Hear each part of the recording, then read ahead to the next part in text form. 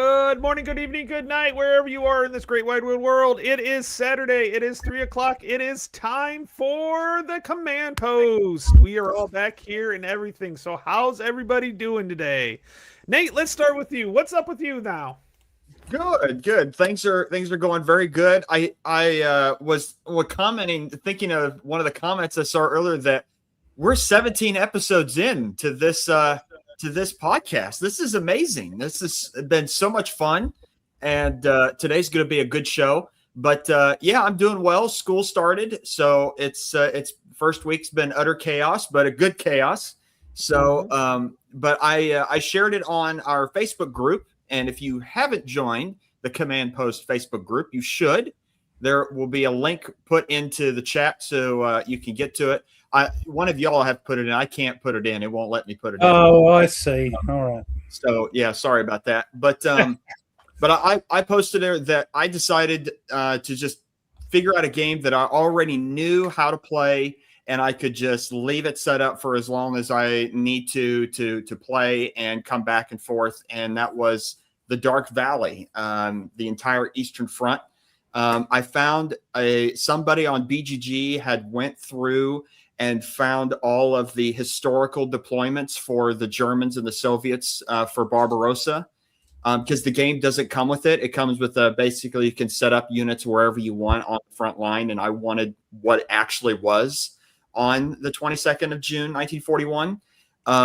So I found that. And I want to try it. So yeah, it'll be fun, but doing well. Ruff, what's going on with you? Just looking at the chat there. There's somewhere in New York. It come out look like Adirons. Where the hell's that? Adirondack. Yeah, it's easy for you to say. Yeah.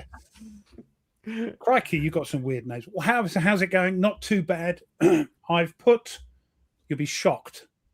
I've put away Fields of Fire. Gone quiet, and it's gone quiet. I'm lost for words. I'm about ready to yep. Everybody and his dog is doing it. You've got Grantos doing it still. You've got Agility Snips doing it. You've got Aaron doing it. You've got Tweeds doing it. I thought, no, I'll get out something, and I'm having a look at this. I've not played it. I've had it a little while. Solo game. Oh, Storm of Steel. Yep. Yeah. So I'm having a look at that. It's on the table now. We're going to be going through the rules tomorrow and just see how that goes. I've got to get some videos out because people think I'm dead. So that's the one that you got the corrected cards and everything for as well. Yeah. I mean, Compass Games must have sent them to Second Chance. That was great, and Second Chance posted them onto me. So yeah, it was all well that ends well. They did. And again, I just want to say, bit of a sad week, isn't it, with Dolly? Oh, not only Dolly, but Tim Curry. Tim as well. Tim Curry and the guy that played Optimus Prime. Oh, the voice. The voice of Optimus Prime. Yes. It was rough. They were all Tim Curry and Dolly were the same day, if I remember right. They were friends as well, and I think he told friends and family to put off the announcement of his death so it didn't clash with Dolly's. That's how good a friend he was. Yeah, evidently. I'm not just hearsay that I heard. Mm-hmm. Yeah, it is really sad, Mike. Yeah. Oh. Tony, what's going on in your life? Well, as with you, school started again this week, which is always fun. And I was trying to play more games, and I would come home and just veg in front of the TV because it drains you. It's not physically demanding, but mentally, it's just getting back into the rhythm of stuff. So, I felt the same thing. Yeah. I started doing the Whatever Wednesday, and I was playing Fortune and Glory, and I wanted to get another one out for this last Wednesday, and yeah, that just didn't happen. Whatever Wednesday, like not a war game Wednesday. No, it's Whatever Wednesday, Ruff. Not a war game Wednesday. It's Whatever Wednesday. Let's get it right. So yeah, just been busy. I have been playing. I've been continuing to play Combat Commander Vietnam with Mitch. And I'm to the point where I really don't care about the scenarios in Combat Commander. The random scenario generator, I think, is the gold of any of the combat commanders. The scenarios themselves are okay at best. They're historic, but the random scenario generator creates a great storyline, a lot of fun. So we did one of the scenarios, and I was kind of like, eh. And then we've started a random scenario generator, and I'm loving it. I'm the Arvin, he's the NVA, and we're having a blast with it. So I'm attacking him with gunships, he's attacking me with different stuff. So yeah, it's been fun with that one. So and I'm starting. I actually created some counters and stuff for a game that we will be talking about. So I'm going to do that. So yep. They're saying in the chat we're not allowed to mention the word beginning with S. What is it to do with spiders or something else?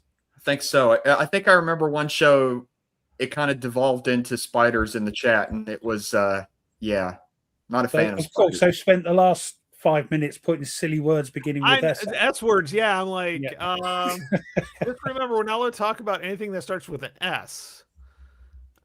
Sandwiches. Oh, sandwiches. We did sandwiches. Yeah. Sandwiches. Yep.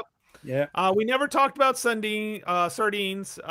Ruff doesn't know what sunshine is, and no, we've had our no over there in England. No, we've had our 2 weeks. Thank you. Yeah. Yep. That's surfing, it. I could see Ruff on a surfboard. Not for long. Soup, SWAT, now, soliloquies. Learn it.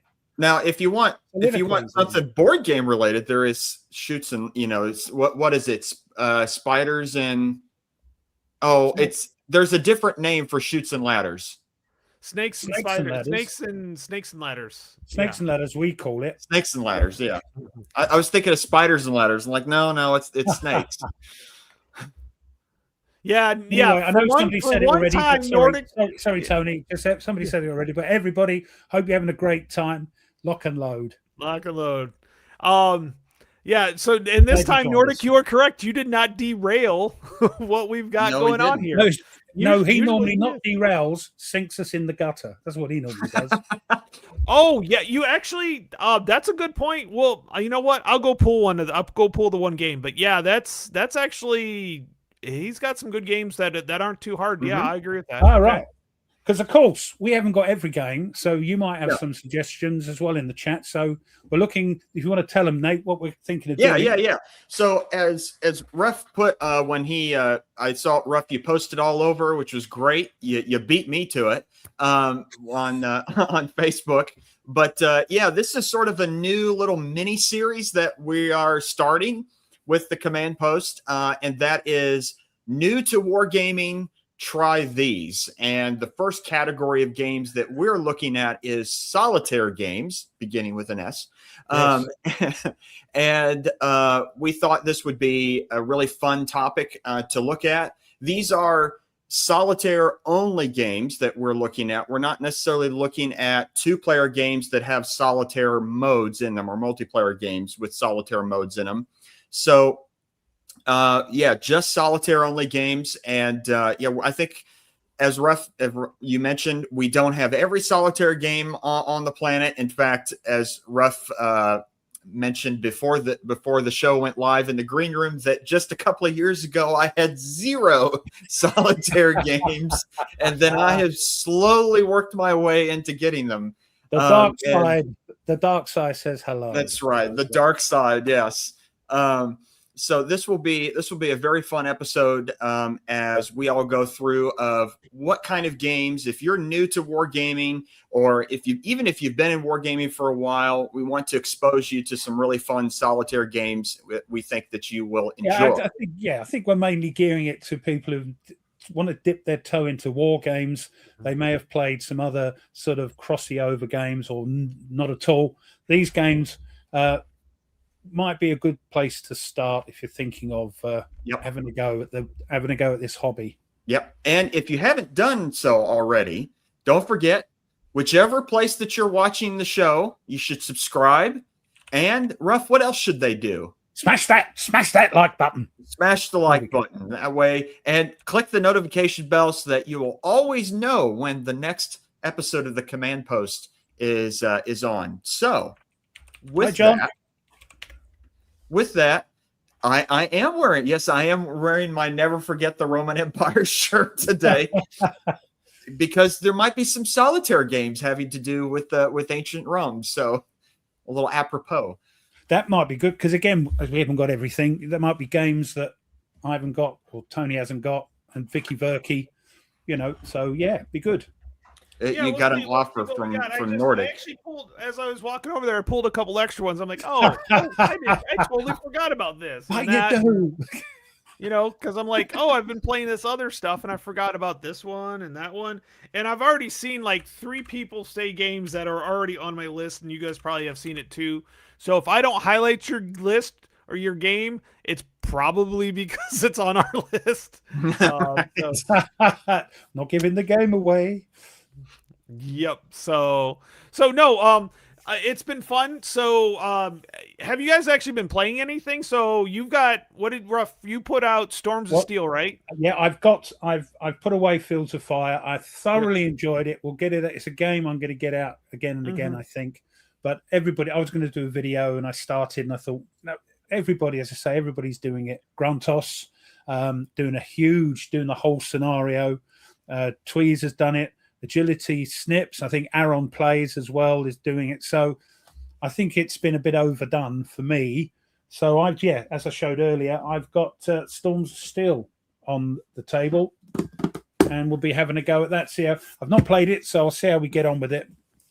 Now, are you going to play it with the Stuka sound effect on your phone? I always do. Well, no, because when we go dive bombing, I may well do the sound effect like I did for the Hunters. I did the torpedo. Well, you know what? It's kind of funny because I just got a comment on my which leader? Oh, Corsair leader, because I always do the when I do that. He said that's perfect. The sound effects were perfect. So yes, you kind of got to add him in there. I said, hey, if you don't like him, I'm sorry.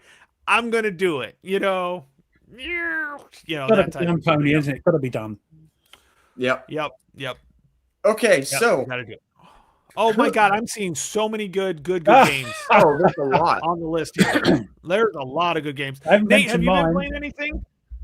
Well, like I said, I set up the Dark Valley, and I started the first chit of the first turn. You call them chits. You have to be very, very careful. That's why we call them counters over here.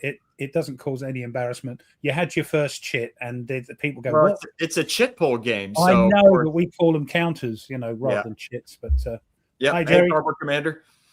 So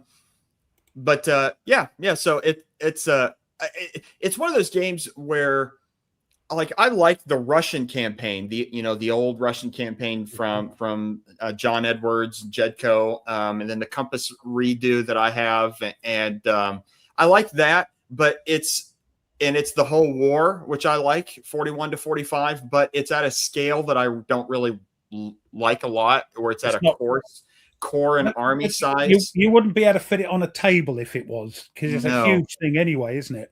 That's why I like the Dark Valley, where it's 2 big maps and wash my hands. Oh, gosh. 2 big maps, and it's at a division scale with 20-mile hexes. So there's 800-900 counters, and I feel that that's sufficient to cover the whole Eastern Front.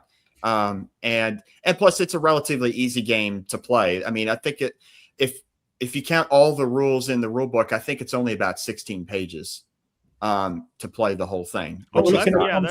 Concepts for beginners might be a bit hard to grasp. No, it was Mr. Professor, Yeah. It was one of the first games I bought, I remember, years ago.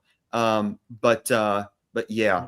So but that's a 2-player game. So who's going to start? Who wants to start? Which one of us 3 wants to start with new to wargaming? Try a solitaire game. Which one? Which one of us? Go on, Tony, you go. Okay, Tony, I'll go. why don't you jump us off with? Okay, so I'm going to pull this. Whatever. There's no order on this. I've just got a stack over here, so I'm just going to pull them. So the first one I have is the Wars of Marcus Aurelius. Oh yeah. I've heard of that So, one.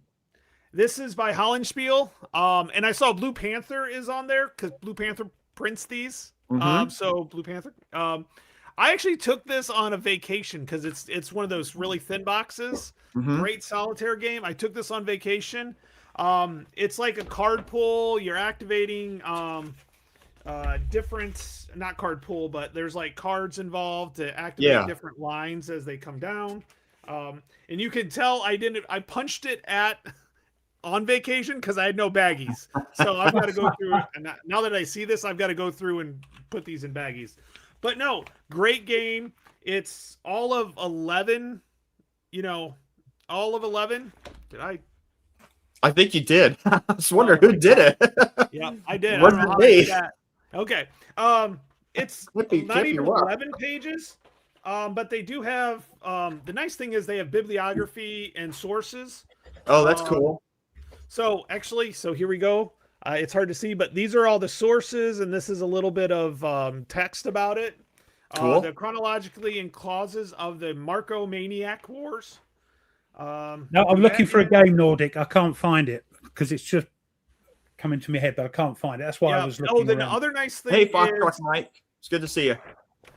there are card notes too. So when the cards come up, Oh, cool. there's little notes about what they were and things like this. So like Legio 22, and I'm gonna butcher this because I don't speak Latin.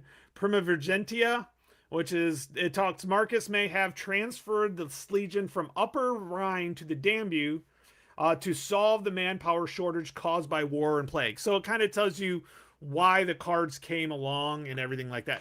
So actually, I think when you come to the rules, it's actually 7 pages of rules. Yeah. So, and it's tough. Like it's not easy, but it's tough. It fits the. Let's see, they did Agricola and Stilicho is the other one of kind of So this what series. sort of game is it for those that I haven't played it either? So is it So kind of States of siege, kind of. Yeah. You have like 3 different tracks. The barbarians, quote unquote, the Germans are coming down, and you're trying to keep them from reaching into your area type deal. So you're trying to prevent them. Good point, Christoph. Can you put the chat on the screen? Sorry, my bad. I'm usually pretty good at this. Oh, no worries. There we go. No worries at all. And then I do like to put it at big so it's easier to see, and I can do tall, wide, no, regular. Yeah, over to the left. Over to the left. There we go. So it covers his face. That's it. I forgot because last time we had a guest on, so we couldn't really have it on because of the guest. Yeah, I kind of had to lean over a little bit, get over here. So, but no, it's really good game. The map is really good quality. Cards are good. 12 pages of rules, 2 6-sided dice. Really nice, really easy to get into, and it's challenging. Sometimes solitaire games are a little bit more not challenging enough. Yeah. This one's, I think, a good mix of it. That's cool. Yeah, but I take these little games on vacation because I can slip them in my book bag. Yeah. So. Nice. Very cool. Ruff, what about you? Well, the game I was looking for somebody who's not played a war game before is any of the standard combat series. I've got the original Africa, and it's about 8 pages of rules and explains lots of sort of things that go on in other war games, like zones of control and what do you call it when you run over them?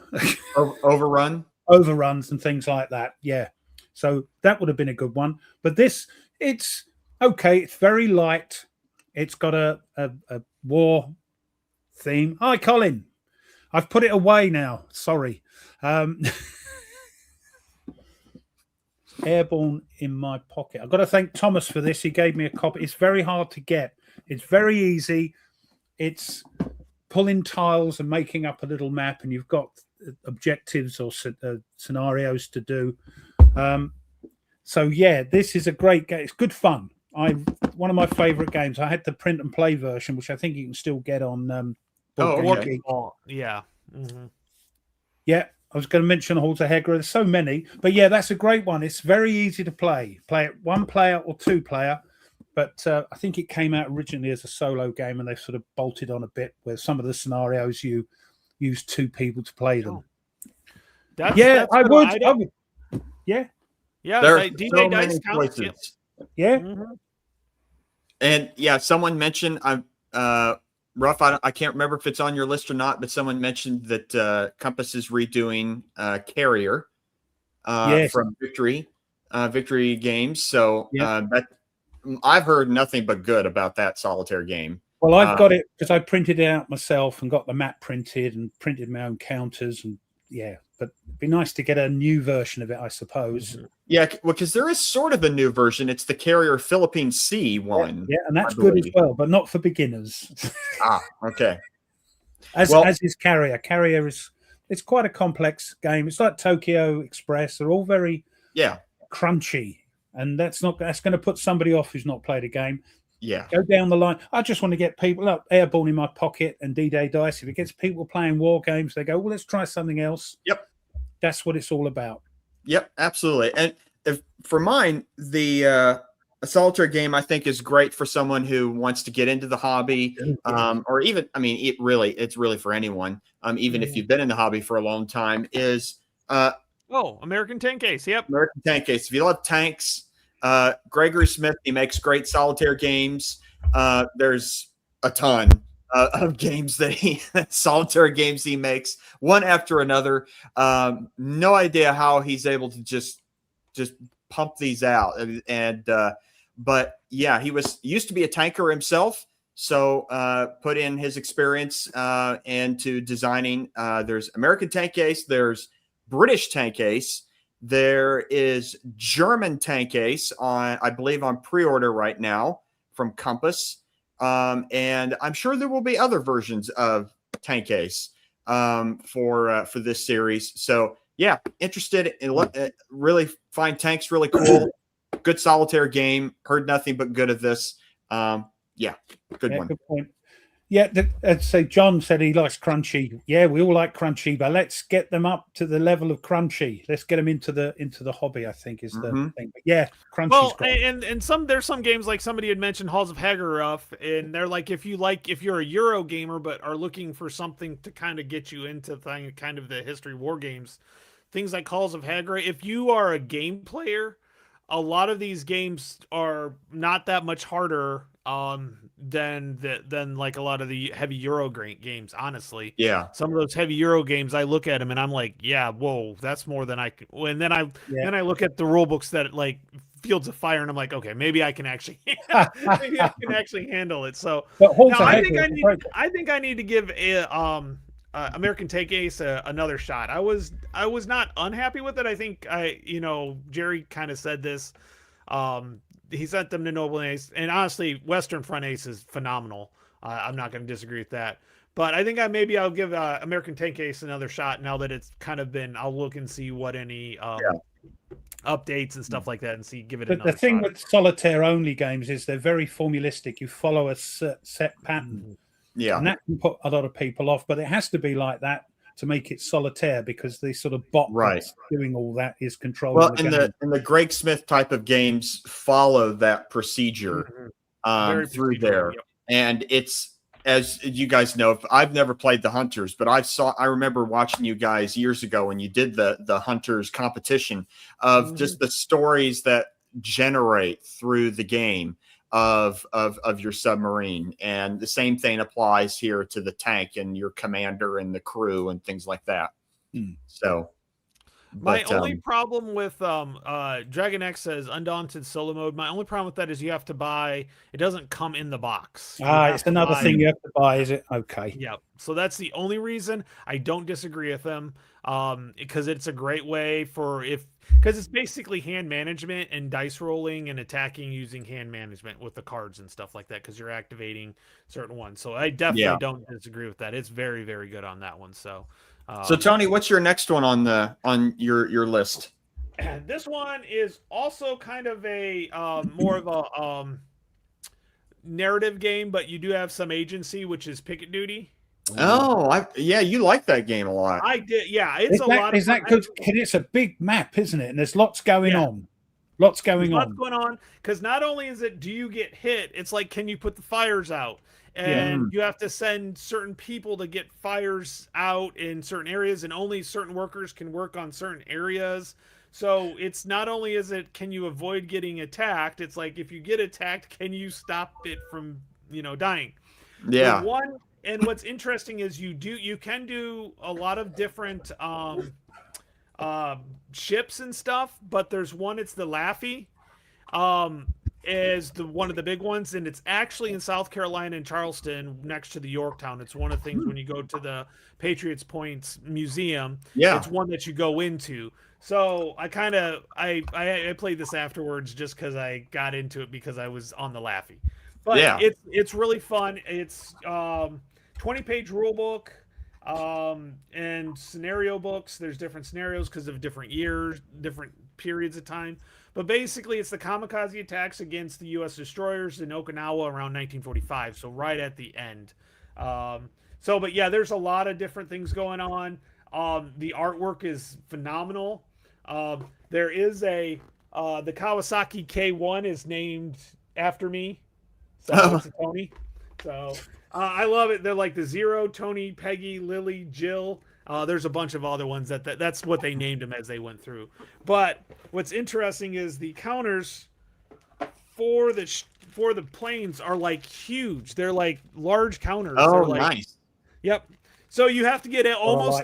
I got a chip bowl, like what you would put a bag of chips in. I got one of those because I didn't have a big enough bowl because you pull them out of a bowl randomly. So yeah, I had to actually like pull them out of a bowl, and I had to get like a chip bowl because they're just huge. But great counters. I do like the map. It's pretty good. I really enjoy it. It's not hard. It's again, here's the scenarios, and it's got enough agency that you actually get to kind of choose and kind of help to see what happens. So, who's the publisher again? That's Legion. Legion. Okay, and I think it's still available. Yep. I keep trying to get it on second chance and think, shall I go for it? Do I need another? It does look a good game, but it looks a lot going on. There's a lot of sort of what do we call it? Working out who's doing what with whom and it's how. a bunch of chaos. Yeah. Lots of chaos going on. Now, I do want to mention Nordic mentioned there that he was looking to track down a copy of Raiders of the Deep, U-Boats of the Great War, which is the World War I version of the Hunters from Greg Smith. This is from a different designer, but know that Compass is doing a second edition deluxe version of it. So you might want to wait for that. Just wanted to let him know. Viper Dave. Hey, it's good to see Viper Dave. Yeah. So, Ruff, what's next on your list? Well, I like States of Siege games where everybody's creeping down on you and things you've got to keep pushing them back and try and turn. You've only got a certain amount of sort of actions, if you like, to do things. And the one I had great fun with, again, I didn't manage to do it, which I think would be a good, because it's a story as well with the cards, is Malta Besieged.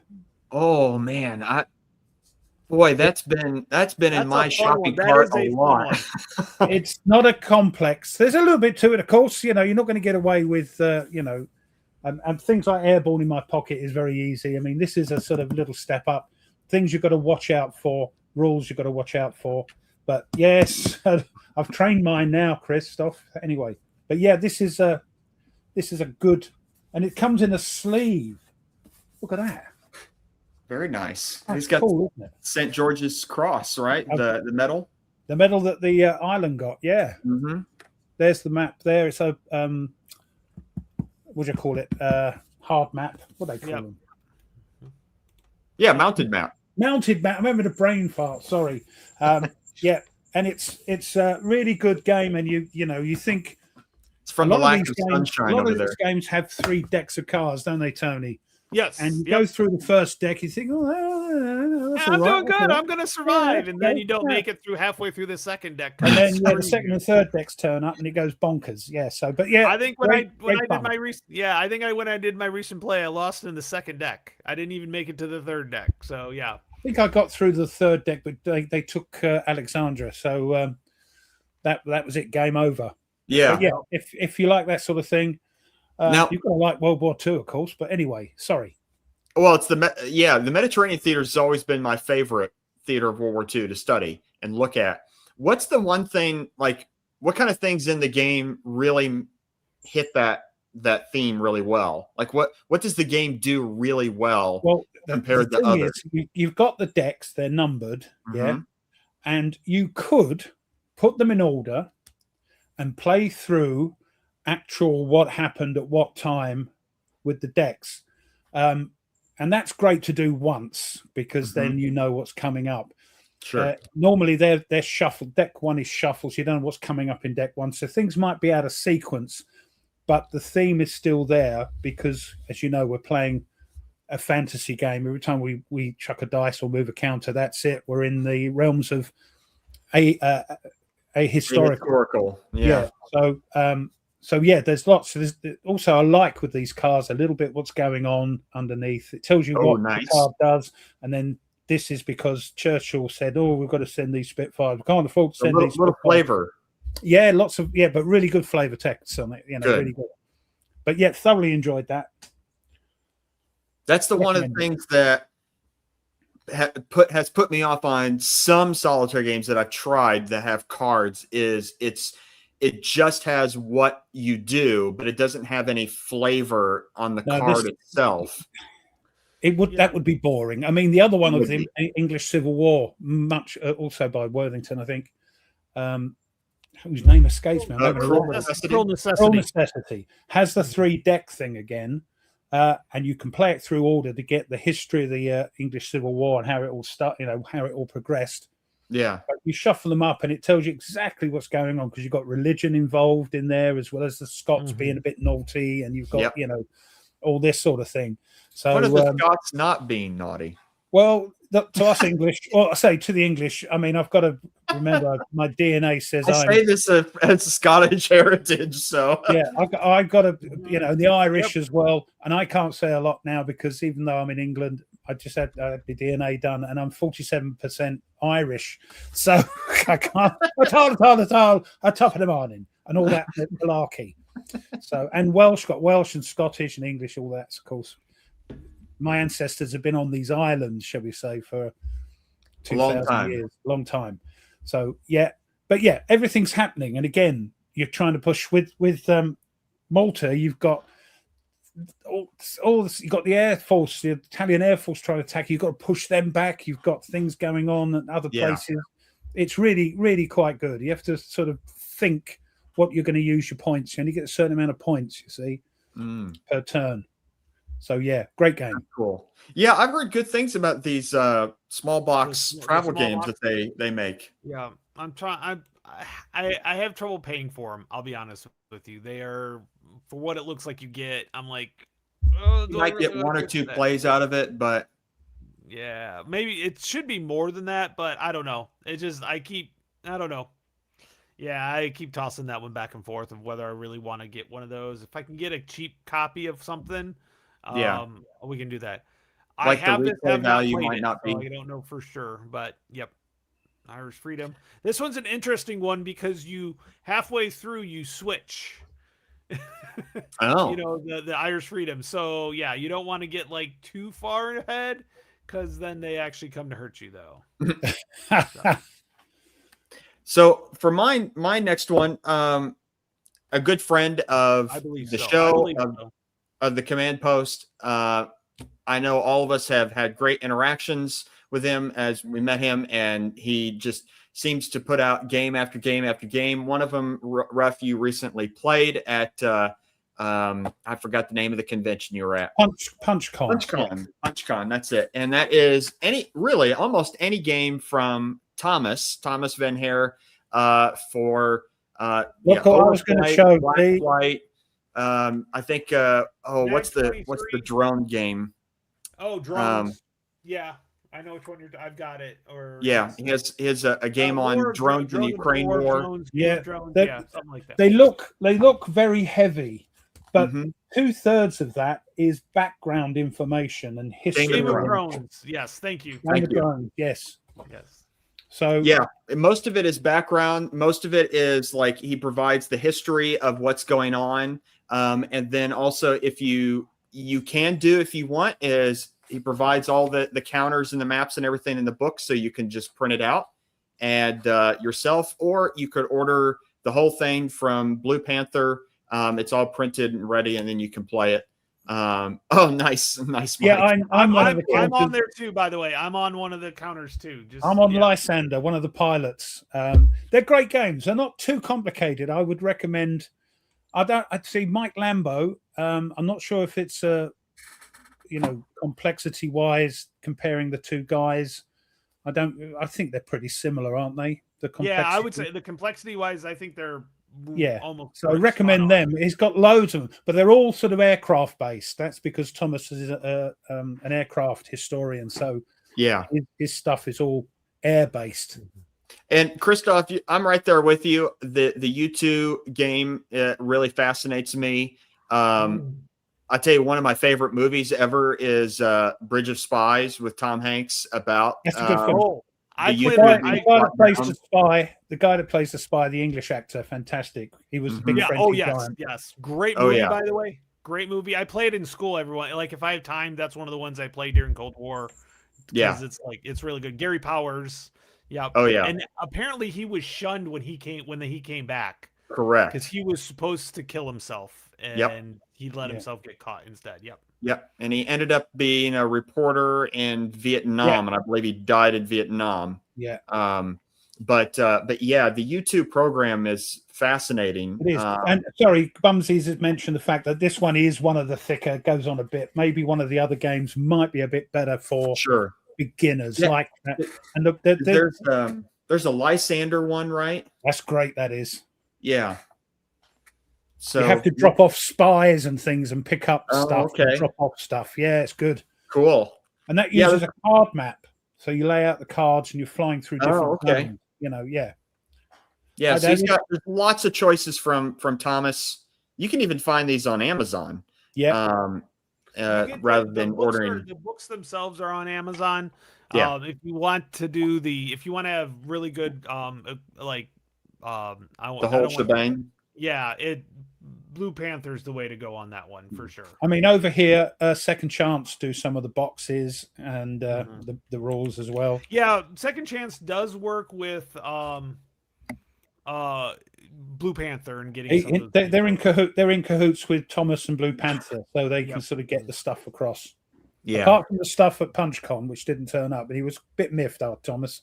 And what was the latest game that you played that you had a really good time with from Thomas? Oh, that would be you can play it solitaire, but it is it's more of a multiplayer game, but there is a solitaire aspect. But it is a fun family game. Speed Kings. Kings. Yeah. It is fun.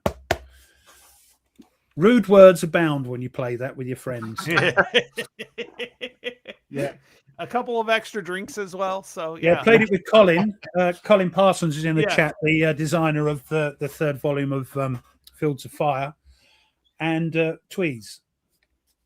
And we all had to calm down afterwards. It's good fun. It's funny because the Lysander one, the one thing that Thomas always says, thank you, Dragon X. Wow. Thank you. Thank you. The one thing that Thomas always says is when you're playing SOE Lysander, think like a pilot. If you're not if you don't think you can make it, turn around, go back. Because you're not going to. You're going to get killed every You can't be Biggles in this, all right? You've got to, be realistic about it. There you go. I hope you enjoyed it. Colin says he was robbed. Don't spend it all at once. Yeah, it was all right, fun. Tony. What's next on your list? Well, you know what? You had mentioned, might as well, since the Mike Lambo games. So this one is the nice thing about Mike Lambo, and what I'm going to do is I actually have There's a lot of choices War from Game him. Vault. See, honestly, to the point now, I'm just gonna buy him through War Game Vault because you can just print out all the stuff that you need. Yeah. And it's really easy to do because if these were spiral bound, which I've seen people do, they get these spiral bound and then they lay flat. But if it's in a book like this, it doesn't lay flat. Yeah. And also, if they update the artwork, it automatically, if you own the game, you get the updated artwork and stuff like that.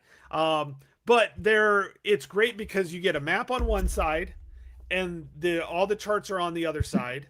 And you're trying, like, this one is the long range recon patrol. So it's Vietnam.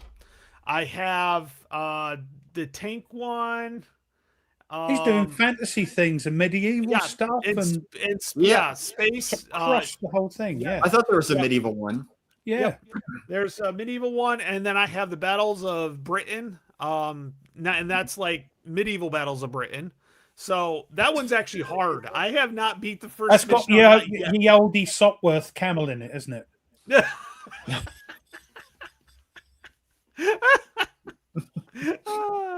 But he's got there's like Lone Sub, there's like Lone U-Boat, Lone Sherman, Lone Panther, and yes, I love them. They are so much fun. And honestly, a lot of people end up making their own artwork for them. So like these are the counters that I've printed out and made.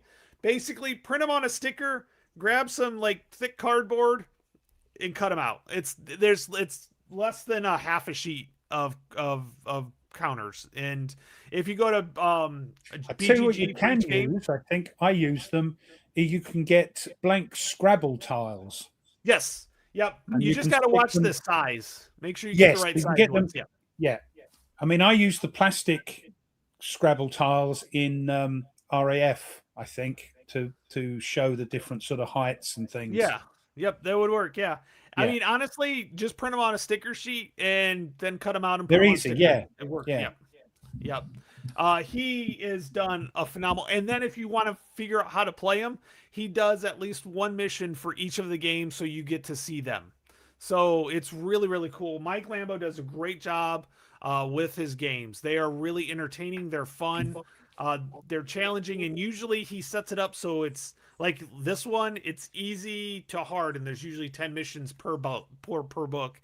And you can replay them because a lot of times you don't know where you're cut. Like this one, you're getting dropped off, and you don't know where the EZ is until after you roll for it. So you might, and then the units come up differently and stuff like that. So they're really good for, like you can multiplay, replayability, and so the book is like, I think $20. If you go to War Game Vault, you get everything that's in the book, and you got to print off anyways.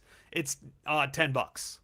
And then whatever ink you use and stuff like that. So great game. Great. And they're easy to get started off with. So behave yourself. All right. So that was my any of the Mike Lambo book games. That's cool. I know. I think I remember. I'm hearing echo as well. Echo. I think it's from Tony. It must be because I don't hear it. So. But I know, I believe Worthington also sells book solo games as well, like a Waterloo, Gettysburg. I think there's one, the Bismarck one. There's Race to, I think, On to Moscow is the name of it. And then there's a Guadalcanal one and a Coral Sea one, I think. I know some of them they've also put them in deluxe versions, like a full boxed game as opposed to just the book game. So Dragon's made a great point. We're giving you, our favorites that we might think are good, but of course, World War II might not be your thing. So, pick an era, and there are solitaire games, I think, for most eras, so make sure these are only recommendations. Just if you want to get into solitaire war games, make sure you pick something you're interested in. Otherwise, it's going to be a slog, isn't it? So there we are. Right. Yeah. Don't play something that you're not interested in. Yeah. That would not be good. That would be like, this is horrible. Yeah. That's correct. But yeah, these are just our recommended games that we've played, that we enjoy, that we think would And the be chat good is for putting people. in their things. So, is anybody thinking of doing this in the chat that are being quiet and just watching what's going on? They think, oh, yeah, that sounds all right. Yeah, make sure you pick something that you're interested in history. You know, the era of history you're interested in. All right, Ruff. What's your next one? We're going where no one has gone before. I think this would be a great, because it's got crossover stuff in it. Oh, it's a very small for the sort of base game. That's what I'm talking about. It's very small. I think it's about 20 pages or 18 pages of rules. Great game. It's supposed to, you can play it with more than one person with the big map, but there are solo stuff, solitaire campaigns, and if you get the expansions, there's more and more solitaire expansion until up to the All Good Things, the last expansion, where you can, there's a new bot that you can use to play the multiplayer games with. Who designed that one? This is Jim Crone. Okay. I think bit of see, people have come across from other games might like it because there's a bit of bookkeeping as well. They go, oh, lovely. So you have to keep account of all what you're spending, what you're buying, what you're upgrading, all that sort of thing. But yeah, I think it's a great game. Cool. Especially if somebody who's not played a war game. Of course, there's war stuff in it. You have to shoot your enemies down, get rid of them. Building an empire. Yes. So yeah, I think it's a great game. All right, I finally got my audio fixed. My speakers went out. Good. They like every time I tried to turn it up, it just goes straight down. So, anyways. Oh. So yeah, Rob that did sounds the like a cool base game. What do you got? What? Yeah, the and I've heard even the extra stuff is pretty good, really good, like the expansions and stuff. But you wouldn't need it. So yeah, but you don't need it if you just want to play. The only thing you're going to do is there's only one solo game or solitaire. I was going to say solitaire game in the base part. In the expansions, you get different. I think that actually no. I think there's more. I'd have to check because they've combined all the rules into one rule book now. But yeah, I think it's a good game. You know, for people who have not played it, good for friends, family as well, because you can kick the 7 shades of what's name out of your father or your brother or your whatever, and they can do nothing about it because they just got to smile because you're family. Well, for my next one, this is a game that Ruff has done a full playthrough on his channel. I believe, Tony, you did. I don't remember. But this one is a game that I think a beginner could slowly work their way through. Not play the whole thing in one go, but slowly work their way through. Amazing theme, amazing artwork. Love the cover specifically. Probably one of the best rule books, similar to Atlantic Chase having one of the best rule books, from the same guy, Skies Above Britain. Or if you want Skies Above the Reich, which is you're fighting American bombers over Germany with Messerschmitt 109s, or Storm Above the Reich with Focke-Wulf 190s. This one is Skies Above Britain is Spitfires and Hurricanes against the Germans in the Battle of Britain. And Ruff, you did. I remember you did a full playthrough of it, and because there's a campaign with it, but then there's a lot of scenarios for dogfighting, which is really easy. You don't really need a lot to play that. Like Jerry's rules, it takes you. Now we're going to learn about dogfighting, so you need to read pages so and so to so and so, and come back here and play it. And it's great. Yeah, absolutely. And then there's then you're fighting bombers. That is the next one. And then it slowly but surely adds more until you can play the full campaign. So I really don't think I'd love to know y'all's opinion of. I don't really think this would be difficult for someone to give someone that is brand new into the hobby and say, here, enjoy this. Because even when I opened the box and opened up the rule book, it told me exactly what to do. Yeah, don't read the rule book. It says exactly, which I like that, and definitely. So, but I I have played Storm Above the Reich, and I kind of passed on it. It just didn't wasn't like that, really did you? my No. thing. But Skies Above Britain really grabbed me. Very, very cool, especially when you get in a dogfight and then you have to make a decision on. Stop it, Nordic. I made it in the dear oh Lord. Like you have to, when you're in a dogfight, you make decisions on where your plane's going to go and what kind of maneuver it's going to make, and then you don't know what's going to happen as you pull that card to see what the result is. But yeah, I just love the box cover too. It's incorrect, but that's okay. Well, it's the wrong but still, Spitfire. It's the wrong Spitfire, I think. Yeah, but it is really cool. So it is a great game. Yeah. What's your guys' thoughts on the game? I love it, and as you know, I did it with all sort of friends and people that have subscribed to me, and you guys and designers and all that. So yeah, it was great fun. Total fantastic story, especially when Twee spent most of the game in the hospital. Along with Nordic. Was it Christoph? I can't remember. With the nurses. Yep. Yeah. That's cool. Yeah, because that's one of the things that I liked about. Well, that's what I'm trying next, Christoph. So I'll be interesting to see. Yeah, I was like, that's it. We're doing hospital. Yeah. Yeah, he was also in there a lot. No, honestly, they're two different games. Storm Above the Reich and Storm Above Britain, two totally different games. Two totally different games. They are. I like both. I think they both do what they're supposed to do very well. I actually have all three of them. Yeah, me too. I have Skies, Storms, and Skies Above Britain. Yeah. Just totally different games. And I do like the Skies Above the Reich. I have not played the Storm, but I have played Skies, and I did enjoy it.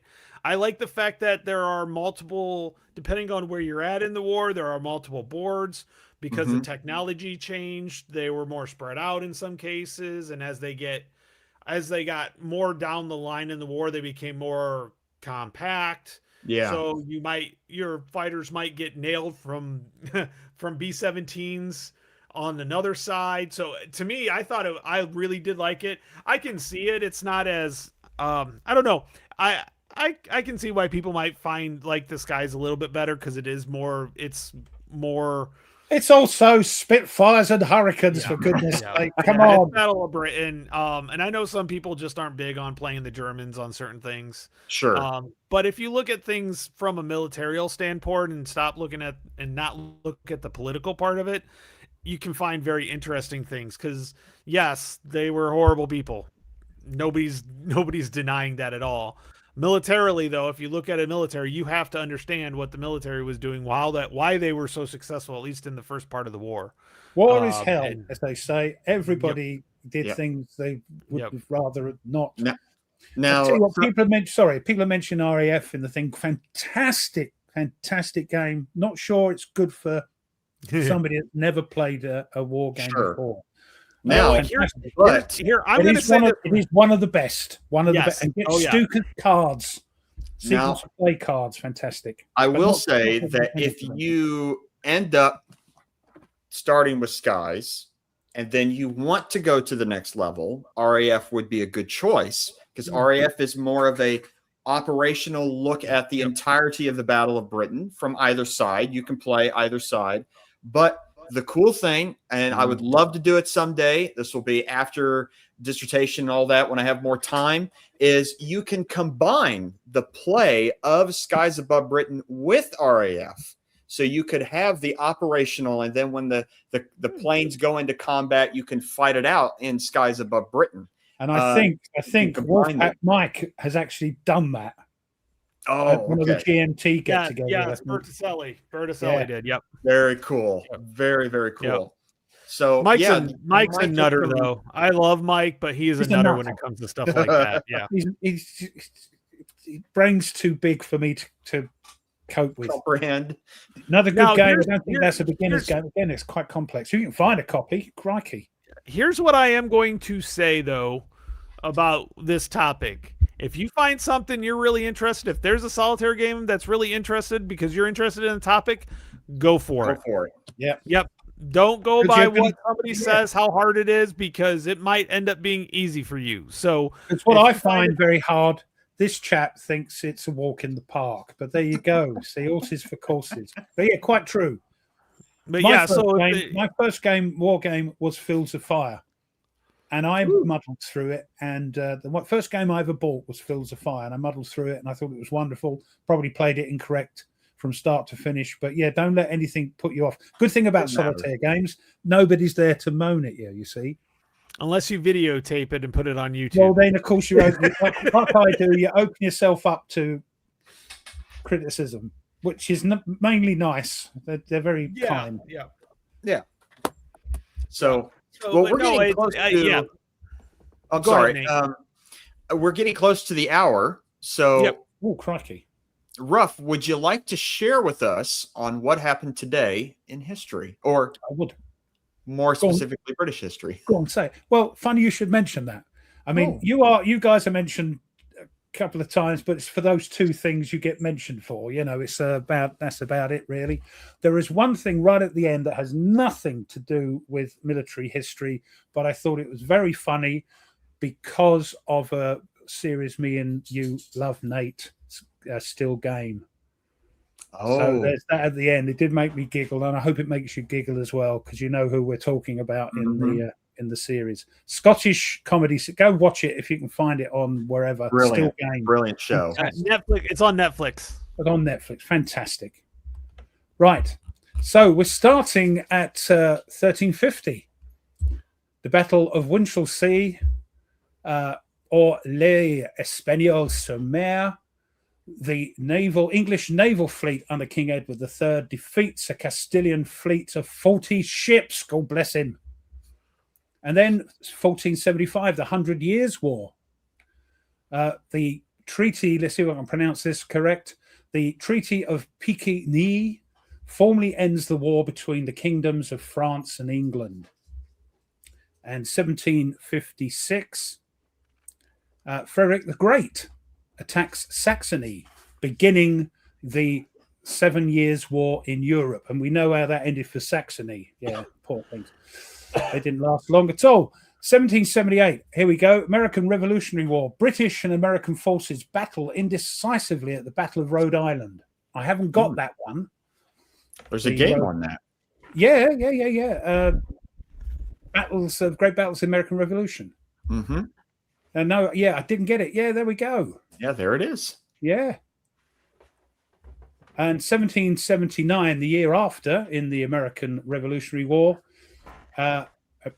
or what we call We Was Robbed, American forces battle and defeat the British and Iroquois forces at the Battle of Newtown. Don't think that one's out. Has it been republished? I think it's an older game, isn't it? Oh, it's in there. It's in that one. There it is. The first try back. That's how much I know.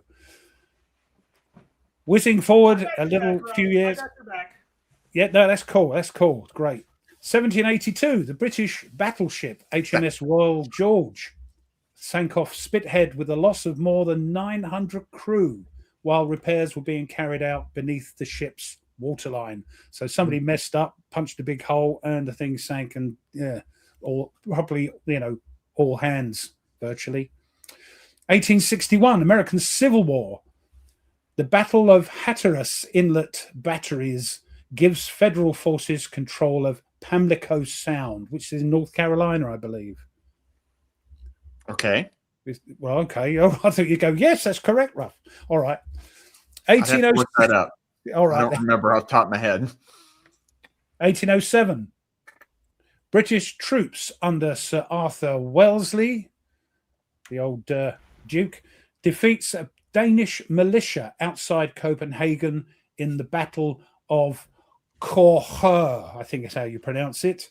It ended in a British victory. It is also known as Treskogsslaget, or the Clogs Battle, since many of the Danish militiamen threw their heavy wooden clogs away while they were fleeing. 1842, the Treaty of Nanking was signed between the British and the Chinese, ending the Opium War and leasing the Hong Kong territories to Britain. Opium was Britain's single most profitable commodity trade of the 19th century. And the word heroin is a trade name for it. It's not what it's called. That's what the British called when they sold it in chemists, heroin. Wow. Wow, yeah, it's weird, isn't it?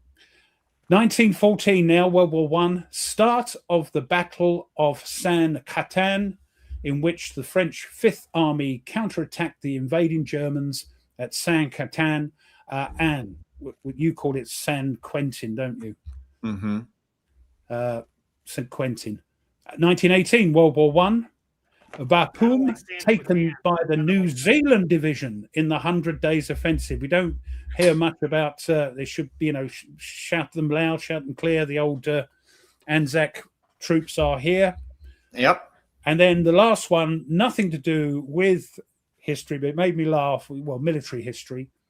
2011, private security firm G4S, which is they look after prisons and things like that as well, and used to get money from banks, transport money around, sacked 2 members of staff who tagged the false leg of 29-year-old Rochdale offender Christopher Lowcock, allowing him to remove it and flout a court-imposed curfew for driving and drug offences, as well as possession of an offensive weapon. You know what I'm talking about, don't you? It's Winston. Yes, Winston. Yeah. How can you put the false leg on? Thanks very much. Takes it off and hops along. Keeps the leg indoors. Or he kicks the leg and it goes out the window down, and the and the guy steals all the money. So I thought we'd make you laugh. Oh, so that's hilarious. I love that. Well, for my book that I want to share with everyone today, it's a little bit in the same theme as Skies Above Britain. That if you're interested in the Battle of Britain and in 1940, this might be a good book for you. It's an alternate history book of what if the Germans had made it across the Channel in the summer of 1940. It's called The Last Ditch, Britain's Secret Resistance and the Nazi Invasion Plans. This goes through, obviously, an alternate history, but this also includes, what were the actual British plans to stop the invasion? Where were installations set up? How were roads to be mined? And, how would they defend homes? And create ditches and tank ditches and everything across the English army and all that sort of thing. The Home Guard. Yeah. Yep, absolutely, the Home Guard. So it's a fascinating book to look at what could have happened and obviously why it didn't happen as well. Why the Germans were not able to get across. But alternate history books are in some sense kind of shunned by historians because it's not a real world, but it's important for historians to look at what if it had happened, what had happened, right? And what were the consequences, and how so many important decisions and so many important things in history really rely on just 1 or 2 decisions or 1 or 2 days or even minutes of certain days that could just change everything. So it's important to look at those as well. So interested in the Battle of Britain, Skies Above Britain's great game, RAF's great game. This would be a good book to read while you're playing it. Tony, you got anything? English cuisine. That's why. Oi. We have our cuisine. I actually have something a little different. I'm going to say it's a solitaire game because it is a solitaire game, but I think it's just different. It's a tin game. This is on Game Crafter. This is Missing in Action, and basically what it is, shot down behind the enemy lines and bleeding.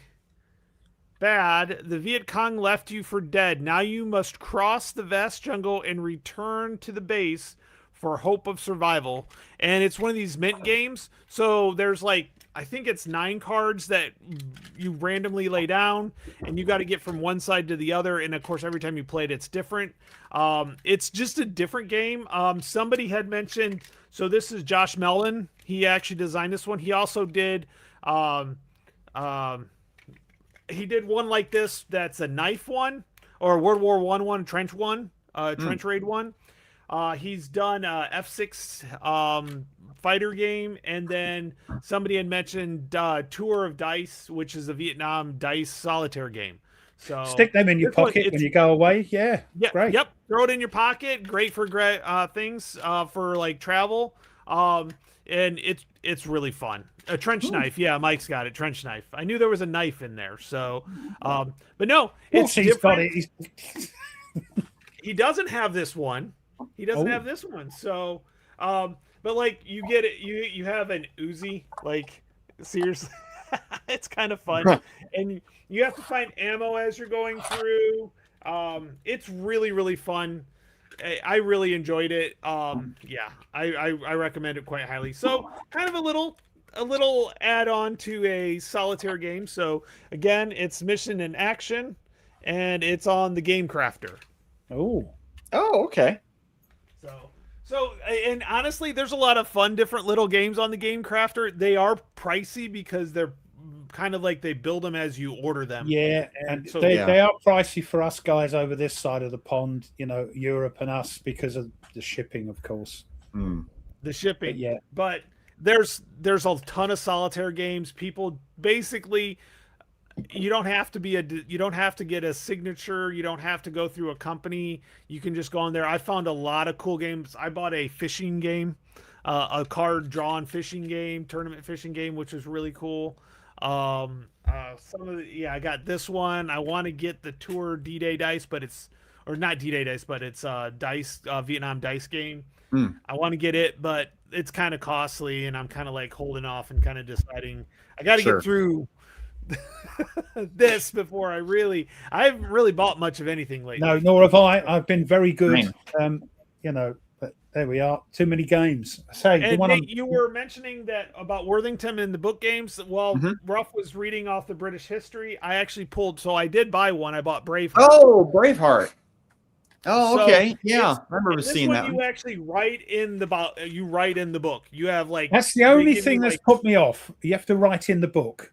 But they give you like 10 different copies of it automatically.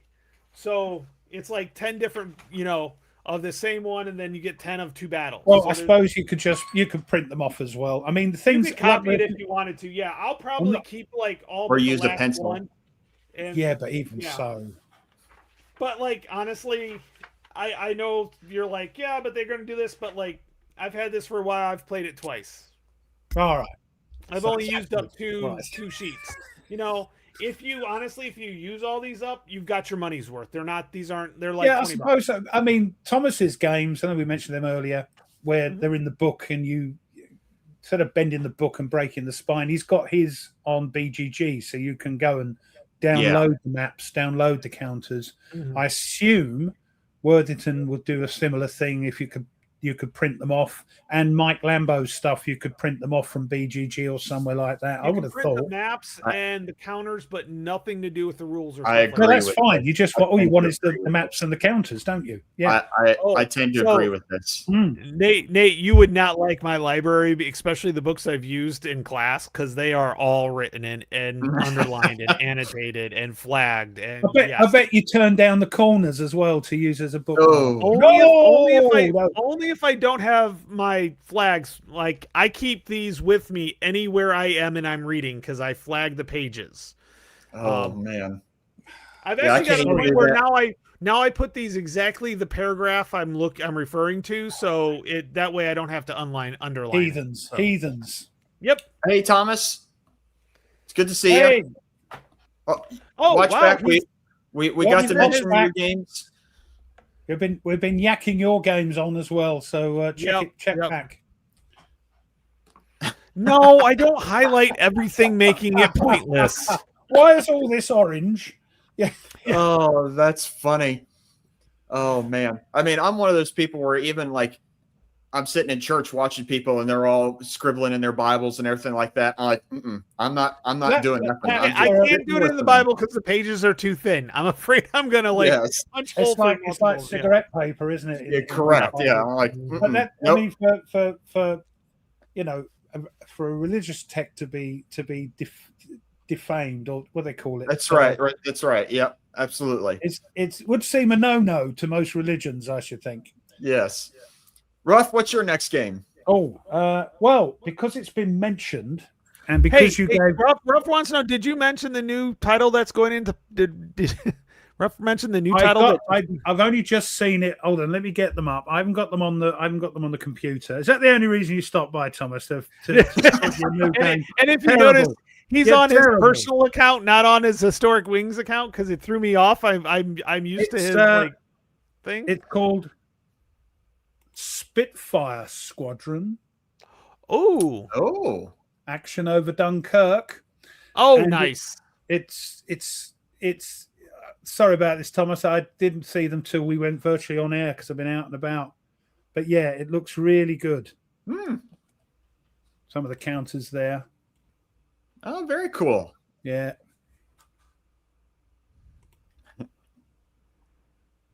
Very neat.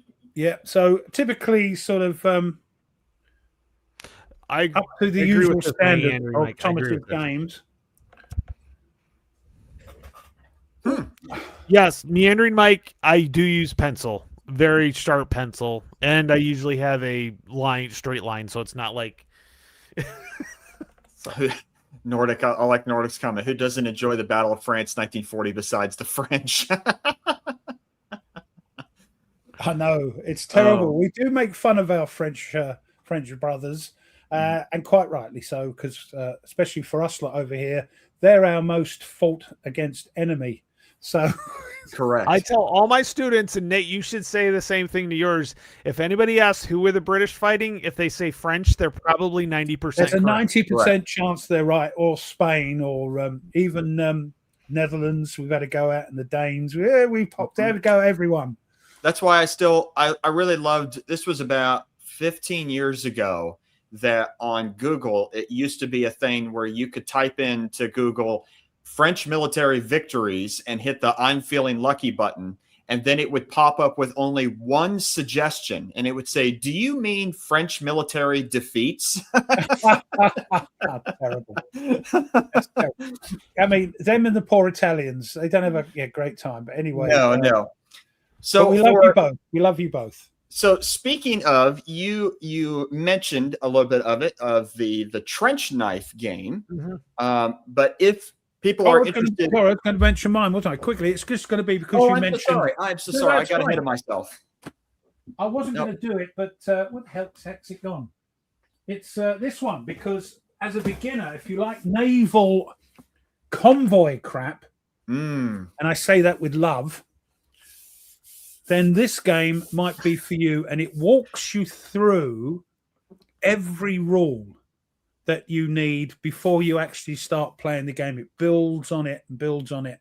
Such a brilliant game. It's a great game. If you like naval warfare, if you like being either going after the convoys as the Germans trying to escape, or as the British fleet trying to stop them as these convoys come across, it has a really, if you're not into war games much, this might be good because it uses a mechanism that is completely different to most war games. Wouldn't you agree? Oh, yeah. Counter zones of control.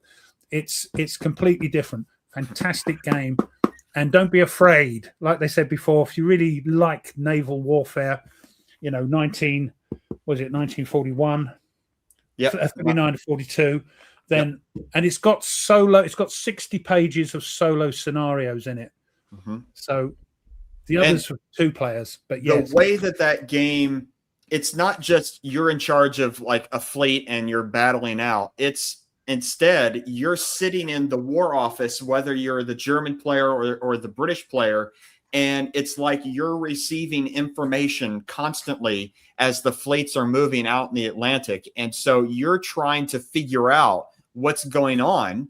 And it's just a giant game of cat and mouse. And it's so much fun, especially when you think that you've caught the enemy. You've got a trajectory of what you think that you lay out the trajectory of the convoy, and you think, but time you get there, has it gone past or hasn't it got there yet? Because the info, it's a fantastic game. And it's like when you think that you've caught the enemy, all of a sudden you lose the initiative. You might lose the initiative, and the enemy might be able to sneak right by you. Yeah. And it's brilliant. And not only that, it has the operational level, but then there's the battle system as well, where there's a simple battle where you can fight it out and throw dice, but then there's advanced battle rules, so you can get like you hit the guy's rudder, or you hit the guy's radar, or you deploy more smoke, the formation of the group of fleets. So lot of fun. Yeah, I mean, Empire moves. It's a good point. If you learn that as your first game, it might put you off slightly when you learn more traditional sort of war games. It might do. I don't know. You just have to sort of click your head in for that, and then click it to another notch to learn something else. They're not all the same, war games. I know it feels like it sometimes, but they're not all the same.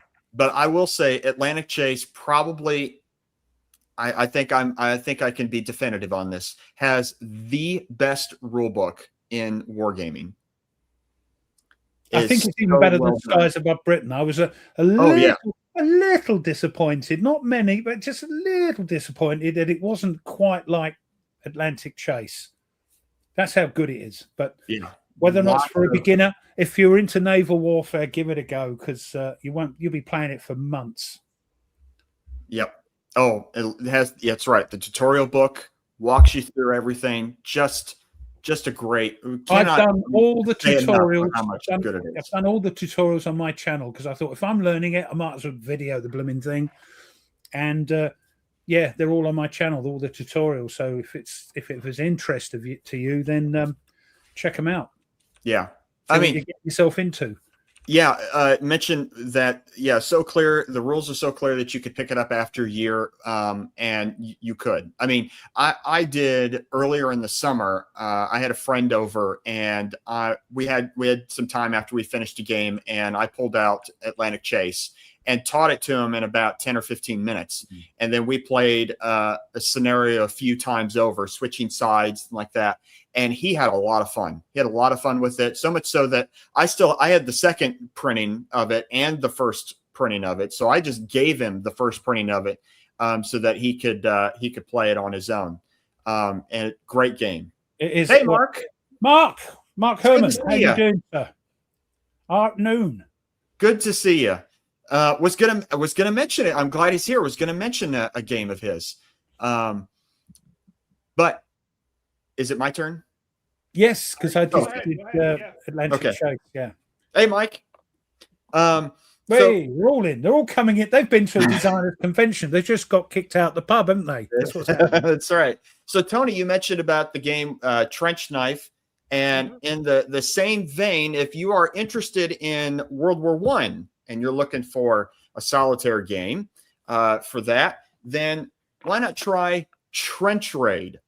I 100% concur on this. This is a great such a great game. So the way that the game is here, let me kind of I might be mentioning that that you are in your trench, and it's at night, and you're going to roll to see what mission that you and your guys, your company of men, are going to do. And it might be you need to go and raid the enemy trench across, or there's a sniper out in no man's land, or there's a soldier hurt in no man's land. You have to go find him. There's all kinds of different mission objectives.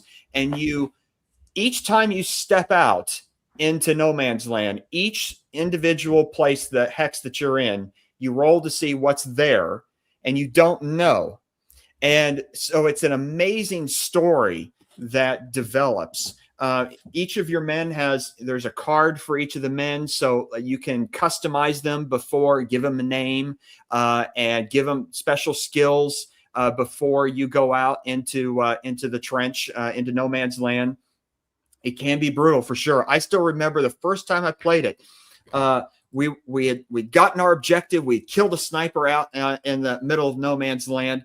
Was coming back, and two of the guys in the back of the column stepped over an unexploded bomb, and they blew up. So it was the end of them. But the raid was successful, except I lost two guys. Yeah, as Jerry says, it's almost RPG, isn't it? It is. Yeah, it really is. Yeah. I almost describe it as it's sort of like a dungeon crawler. Yeah, but in World War One. Stop it now. Oh, good comparison. Yeah. Yep. Yeah. So yeah, lots of really cool stuff. The one thing that's really brutal on that game is the artillery. Like, I think I was doing one or two missions, and I got artillery blasts, like two of them in one raid, and I'm like, oh yeah.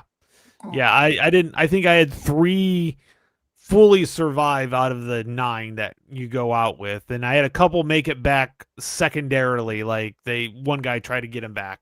But yeah, it is definitely. Yeah. But it is kind of like I saw some people mention in the chat. Is it complex? No.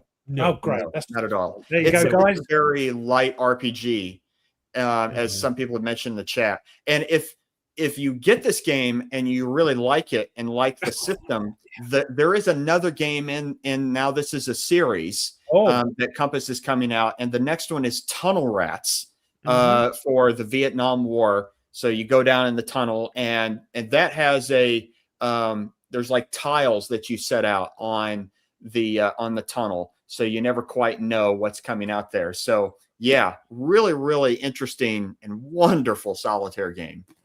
Yeah, I was interested. I had been holding off, and I think I saw it for sale pretty inexpensive, and also I noticed that people were running out of it. So I picked it up, and then I played it, and I kind of got bored the first time coming back, but then that third mission I did, I got sucked into it. So yeah. I've still got my birthday money from June burning a hole in my wallet, so I may be visiting. I'm the same way from July. I have birthday money from July that I still have left, and I don't know how I still have it left. But other than the fact that I've kind of, there's nothing that's jumping out at me to buy anymore. Things aren't really auto buy anymore because I have got enough. But that game, you two keep going on about it. Carbon Commander. It's one of those things. I think it's worse. And when he said you drowned in the mud, Ruff, you drowned it in the mud on his game. Yes, yes. I laughed my ass off when that happened. I was like, Ruff got killed by being suffocated and sinking into the mud. Yes, you did. Yeah, because he played a series where he had all of us on there. Yep. And Ruff, you missed that. died. Oh, yeah. Right. We were in it now. No.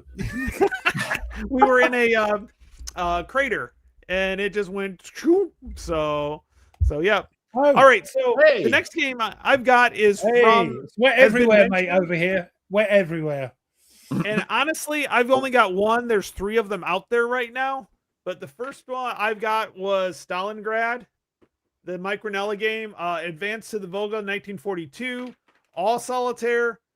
You are the Germans trying to get Stalingrad. So it's really good, really fun. I do enjoy it. I was like, do I need the other 2? It's like, but the one that I thought I would want to do would be Manila, because it's the Americans in the Philippines, and apparently that's a little different. There's some differentness to it. So the other one was to Berlin, and I'm like, really, Germans and Russians again? And like, I kind of felt, I was worried that it was the same game with a different theme, like just a different skin. Just put another sort of cover over it, the same rule. Same game reskinned. So I think the Manila one, the one in the Philippines, because it's along the bay, there's some naval parts to it. I might end up picking up that one if I find a cheap one, but I thought it was fun. I had a blast with this one. there's enough. It's like tension is like you're going into a new area. You don't know what's underneath there. Yeah, it's really good. Oh, Ted says Berlin is different enough to enjoy it in Stalingrad. It's more okay, good. I always worry good to about hear. that. Good to hear. Yep. Excellent. Oh yeah, Manila adds a counterattack mechanic, but I'm less interested. Yeah, the more I play, the more I do research and everything, the Pacific has become more of an interest to me because I just don't know it. I've actually admitted that I'm tired of teaching about Normandy, about the East Front, about the West Front, because I do a World War II class in the fall for seniors. And last year, I think I spent the first quarter all on basically China and Japan before the war even started because these kids knew nothing about it. Yeah. And I didn't know a whole lot about it, so it made me learn about it. So they found it interesting. So we read portions of The Rape of Nanking, and there's a kind of a documentary where they have actors reading people's like diaries and stuff. And so I'm getting into that. So I've got that going. So yeah, the Pacific is starting to get there. I'm really finding interest, mainly because both my grandfathers were in the Pacific in the Navy. So I'm like, oh yeah, okay, cool. Yeah, I think we get over inundated with East Front, with Normandy, with the West Front, with Europe, and I do think the Pacific kind of gets. Unlike Nate, I think the Mediterranean and North Africa is good. Is a good thing for me. But I'm getting into the Pacific. I'm thinking about getting that game. What do you call it? The one where the kamikaze people come in. Oh, the Picket. Yeah, Piccadilly. Yeah, I'm thinking of that. That and Trenchfoot, I think. Sorry, Trench Raid. I mean, Ruff, this is not a solitaire game, but Ruff, don't forget that Mark does have a game on the Mediterranean that he is working on. So, and it's I believe it's the Empire of the Sun kind of mechanics in it. So I think it'll be a very, very interesting game. Yes. Yes. And like most of Mark's games, I will probably get it. Looking forward to Thunderbolt. Playing that. Yes. Oh, yeah. Don't forget. Yeah. Game, if you like Atlantic Chase, there is Pacific Chase coming out. Yep. So, Ruff, what's your next game? Well, people mentioned cat is it. right nearby. I heard a meow. Yeah. Did you hear it? Yeah. He's I did hear it. Yes. Oh, he wants his treats. Oh, bless him. Apparently, my mic doesn't work very well, but Ruff's mic works really well. Yeah, I don't know. Mrs. R's gone for the minute. That's why he's come and pestering me. Oh, yeah. And that's not the one that jumped on the table a couple of episodes back. I remember that. And climbed all over my shoulder. Again, because they want something. Not because they love me. It's because they want something. People have mentioned this. Oh, Target for tonight. I'm not sure because there's a lot of tables in this. So you are just following tables in this. But because of that, it gives a great narrative. People don't like it because there's not many decisions. The dice are running the game, but there are a heck of a lot of tables. Good to see you, Cobra Commander. Are you off? Yep, he's heading out. All right, see you later, matey. But you can download this sort of flow chart, which takes you through everything you have to do. So you do this, you do this, you do this, and if this happens, you go down. That's it's a double-sided thing. It's been modified by a chap called Nolan Bryant from the Lou Cariga, which has been out years, this thing. But if you're going to play this game, get this, because you just have to go, oh, okay, create a bomber. What am I doing? I'm doing a campaign. It tells you how to do that, what to read, your target, just walks you through it. If you don't like that so much, I'm sorry I'm doing two because I'm a bit cheeky, but this is a cracking game. Oh, the game was banned in Argentina. It's not really. This is a great advertising thing. It is. It wasn't really. Unlike Fifth Gear guys who I think are actually banned from Argentina when they went there. This is great. Again, it's a States of Siege game. You're trying to keep everything back. You're trying to get to a couple of objectives. And what I like about this, it's the thing is with this is you've got to either been there, watched it, because a lot of Americans don't know about the Falklands War, although some of them, like Tony, is getting more and more interested in this war of ours. But yeah, another great game again by Mr. R. Ben Medicine, and published by White Dog Games. So and I really enjoyed it, but those games, there's it kind of right at the everything's good until the news feed comes, and then it gets kind of you get the news coming through, and sometimes the same old. But as a game for a starter, and I've done a playthrough of that as well on the channel. It's great. Yeah, not too crunchy at all. Yeah, they were asking, by the way, if P500 is the Atlantic Chase is on the P500. I'm trying to find out where it is in the stock right now.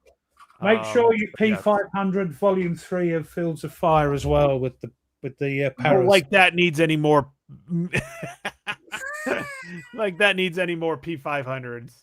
So I'm glad that Mark Herman's here, because he put it in the chat. I was going to mention the Peloponnesian War. There is a 2-player version of this, but this is really a solitaire game. One that is still very unique in the solitaire wargaming part of the hobby, where you start out as one side, and if you do well, but you don't do really well, you might end up switching to the other side and playing as them. And that can happen a few times in the game. I played this, the 2-player version, with a friend earlier in the summer. And then I played it solo as well. And it's a very interesting game, because there's a lot of different strategies that you can take in the game. But yeah, the Peloponnesian War is one of those conflicts that there's been a number of games on them, but I do sense, from knowing the history and having seen other games, that this one, I think, covers it probably the best, at least in my opinion so far, of the games that I've come across. It's got a great map. Really enjoy the counters. It's easy to get into as well. It's a very procedural. You have to follow the procedure as listed in the sequence, but very, very, very rewarding game. Now tell me, how did that play 2-player? How was the 2-player part to that game?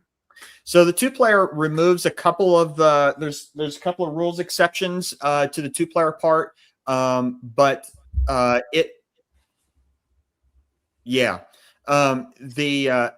Mark just said. The 2-player part, though, it's I don't know how to say it. Like, you can tell that when you're playing the 2-player, it's certainly a solitaire original game. And the 2-player, I don't know if I would say start with the 2-player. I would certainly start with the solitaire version. The 2-player one only makes it a little more interesting, because you're battling a person as opposed to a bot. And we tended to do was, maybe it was because both of us knew the history.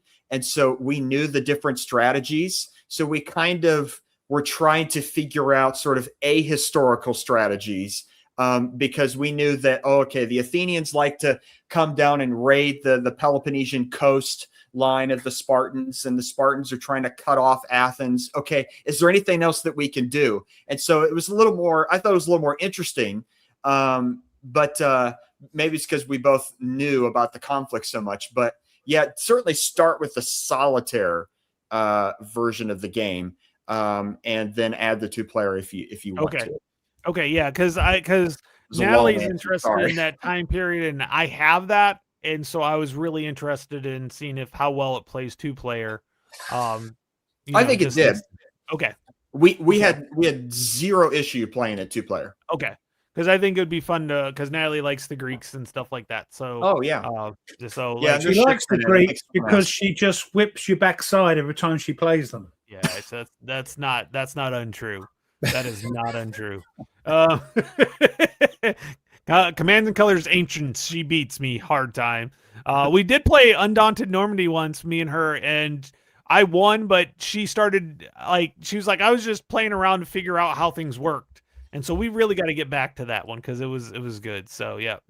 Oh, good, Nordic. I'm glad the Goldsworthy's newest book on Athens and Sparta was good. I haven't had a chance to read it, but you're reading Goldsworthy's my favorite. stuff about Attila the Hun still. Like you're Yeah. still reading that stuff. You got to Yeah. be close to that. Got to be. Oh, close. very close.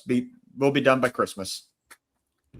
So, Tony, what's the next game on your list? I've got Rough pulled Malta Besieged. I pulled one of the first games in that series, the States of Siege series, and by all means, I would say it's probably the easiest one to learn, and that is Soviet Dawn. Again, I'm So- looking at that as well. I'm thinking, oh, Yeah, so this is the deluxe edition. I don't know. I bought it because I had an excuse to buy it. I'm doing all my States of Siege games, so I had to buy the nice one.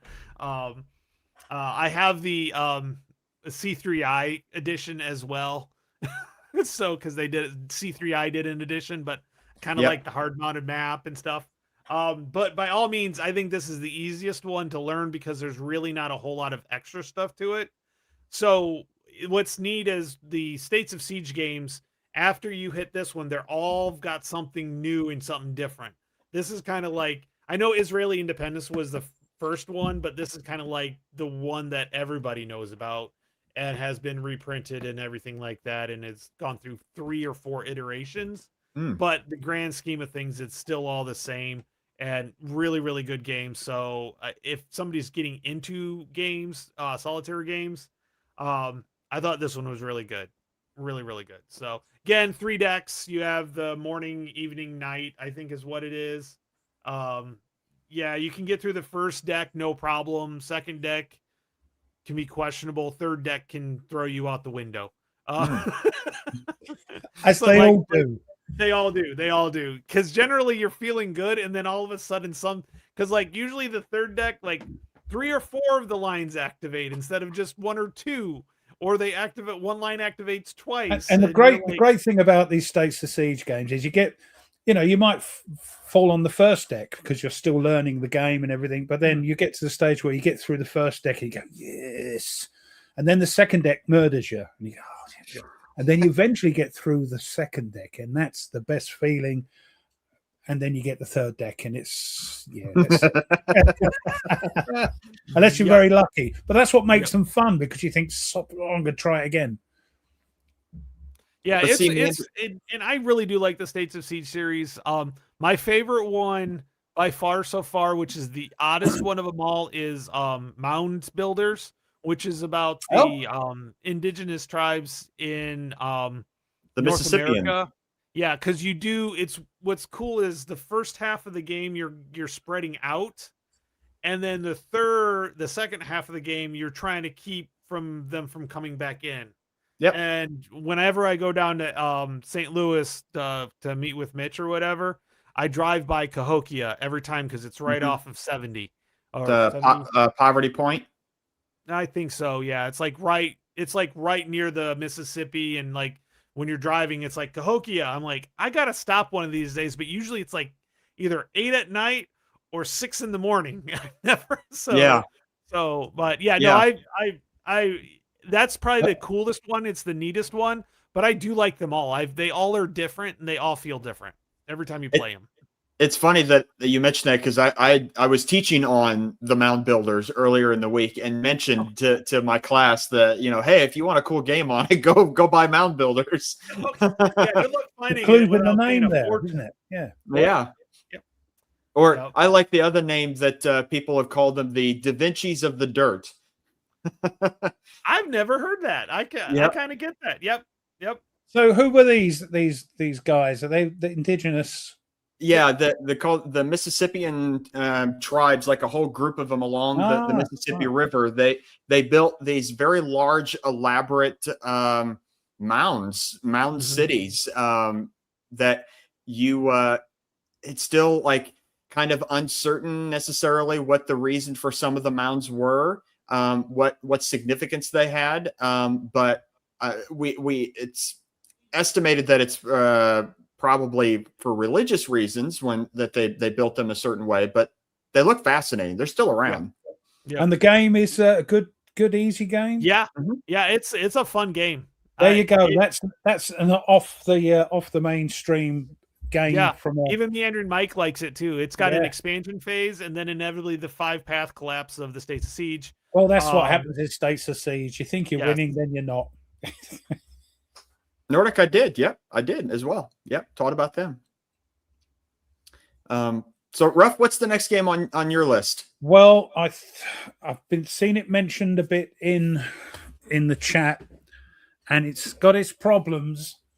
But for somebody that's never played a war game and wants a Hollywood experience with a fantastic narrative, because you pick your squad, you equip them. You pick a mission and you pick how long this mission's going to be. And you're right, Coy. The problem with this game is the rules. Not anymore. Not anymore. Not anymore. If you buy it new, you get the new, what is it, boot camp book or something like that. Yeah. And it's really easy to understand now. So I've done a couple of playthroughs on my channel again. The narrative, it just springs in your mind as somebody goes towards this. It's like a card system, which is your map, and you're moving along sort of horizontally along the map, and enemies appear vertically on that card.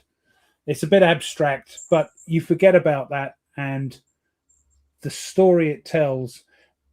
Because my playthroughs, I don't script them; they just happen, and you just talk and think that Jonesy is going to go forward and see what you can see, and all that sort of thing. So now it's been evidently improved because they combined all the rules with modern and World War II and this, that, and the other, and it was very confusing for new players. But now, if you buy the Warfighter World War II, you get the World War II rules again. Yeah, is that how it works? Yep. Plus the boot camp to walk you through all the things. It's a solo game, so if you get it wrong, who cares? Yeah. But the also, story, you download them on BGG now, for the individual games, because there's like the PMC, there's the World War II. The World War II is one I'm interested in, anyways. And the Pacific I quite like as well. Even though the Pacific is kind of fun. Yep. And if there's something you're interested in, they've got a box. They've got a box for it. But World War II Europe and World War II Pacific are my favorites. Modern's okay, but there's lots of extra stuff.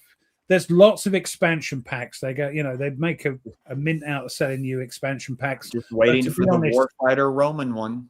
But you never don't give them any ideas. For goodness' sake. How many expansions they could have on that? Yes, they tell me about it. But you don't need them if you buy the core box. That'll keep you going for many a month, and then suddenly you'll go, I think I'll get some New Zealanders, or I get some. Just go to BGG and down. If you figured it out, great. If you haven't, go to BGG, download it. It's really easy. They've really clarified it. The guys that has done a great job with it. Originally, they weren't going to do anything about it, and then this guy just made it so much better. It really, a really bit like Fields of Fire. Some fans took it over, So the Clovis and Folsom piece, interesting. So for mine, one of my favorite solitaire game designers is, and we've mentioned him a little bit ago, Ben Madison for White Dog Games. That I really enjoy his solitaire games. A lot of history involved in them. Two of them that I think would be great for beginners, but really anybody, really in general, is if you want to fight all of World War I, Kaiserkrieg, the Great War 1914-1918. This is from the Central Powers point of view. So the Germans, the Austro-Hungarians, and the Ottomans.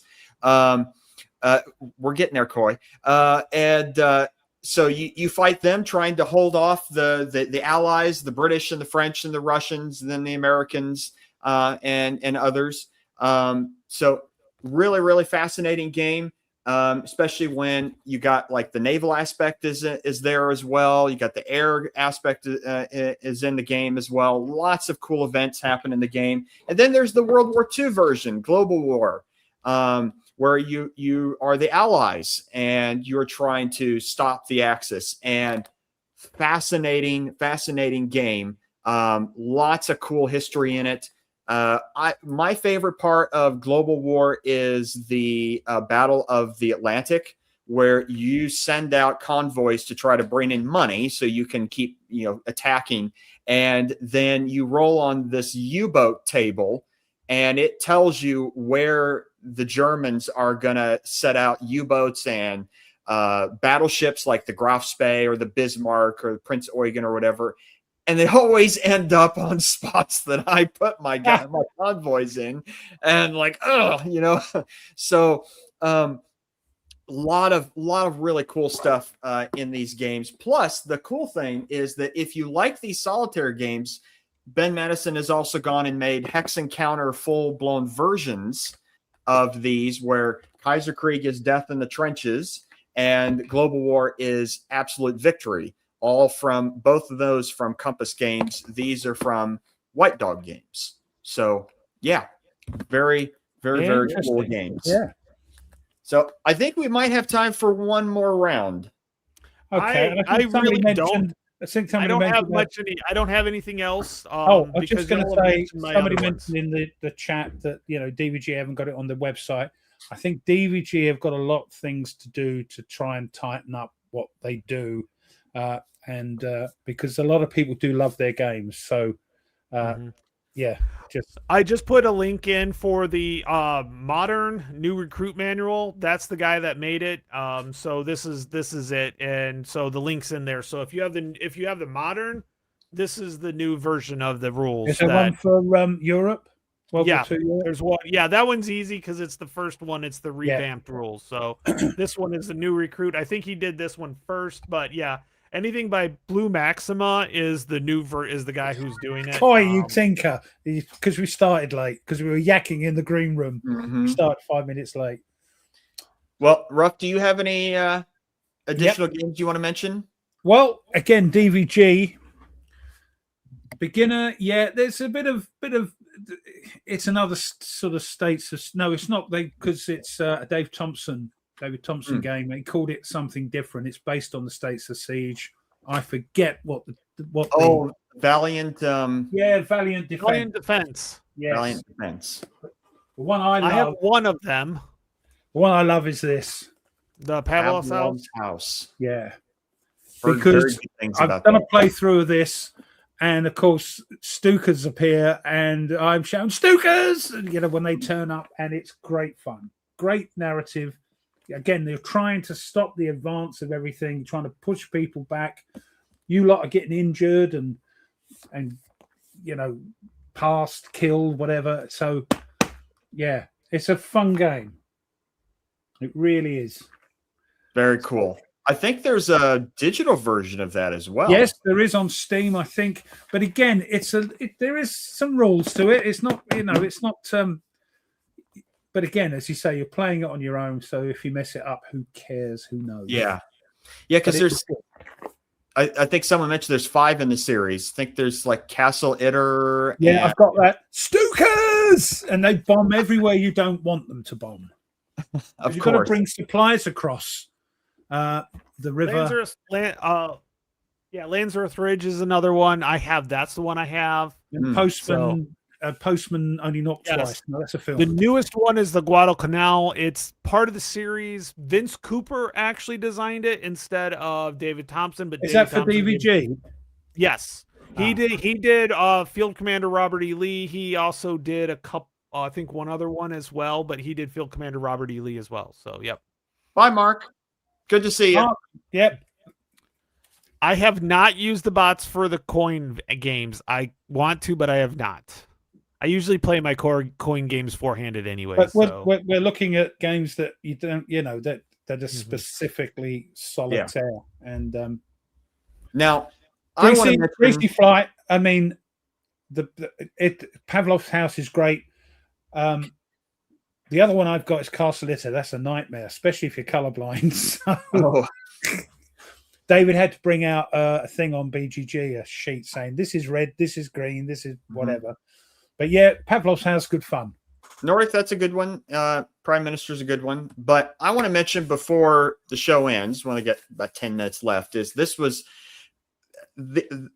is certainly, I've left the best for last, for at least on my opinion, that if you are really interested in getting into wargaming and you want a great solitaire game. In fact, there's 2 games in this series already. There will be a 3rd game here coming next year. And you love the Roman Empire. You think about it every day, just like I do, every hour of every day.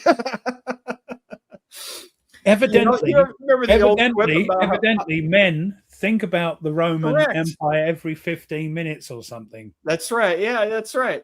I remember that trend going a few years ago. That was really fun. It is, yes. I'm sure everyone in the chat can guess it from me. Is Rome Inc. Such great games. The first one, Rome Inc., covers from Augustus to Diocletian. So this is the early and to the height of the Roman Empire. And then there's Rome 2 Inc., which is from Diocletian to Heraclius, which covers the late Roman Empire and the fall. I need to get out. The fall of the Western Roman Empire. And what makes these games great, one, is that the sequence of play is printed on the game map in the top corner, and you literally just follow it. It is very comprehensive. It tells you exactly what to do. Now Tweez, sorry to interrupt, Tweez said he had a bit of problem with the first one, quite understanding what was going on. I think I got that right. And if I haven't, Tweez, and you watch this later, apologies. I think I will say I was a little confused myself when I first started. That's down to the rules, not to the complexity of the game. Correct. It's down to the way that the rules are structured, because it's kind of trying to show you all the concepts first, and then it starts to walk you through the sequence. So it can be a little confusing as you're trying to go through, but you just follow it step by step and it will eventually click. And you get a lot of agency in the game, not so much necessarily on the events that happen or even the different wars that pop up throughout the Roman period for both games, but you get a lot of agency in terms of where are you going to place your legions? Where are you going to place your military assets? Where are you going to place governors? Are you going to pay for bread and circuses, so to speak, to keep the empire together? And so there's just a lot going on in these games that it's just a really cool narrative. Yes, once you get your head around it, it's very, very fun. Plus, the neat thing too is that you can combine them. So you could start with the beginning of the Roman Empire and play it all the way to the end of the Roman Empire, converting one game into the other. And for me, is very, very cool is the next game in the series coming out from Against the Odds magazine is Rome LLP, which covers the Roman Republic from 509 BC all the way to Augustus. So, tinker. So you could, if you get all 3, you could play the entirety of the Roman state from the Republic to the end of the empire. So can you play as Maximus Decimus Meridius? And you have your revenge on the barbarians. And what about Bicker Stickers? Is he in it?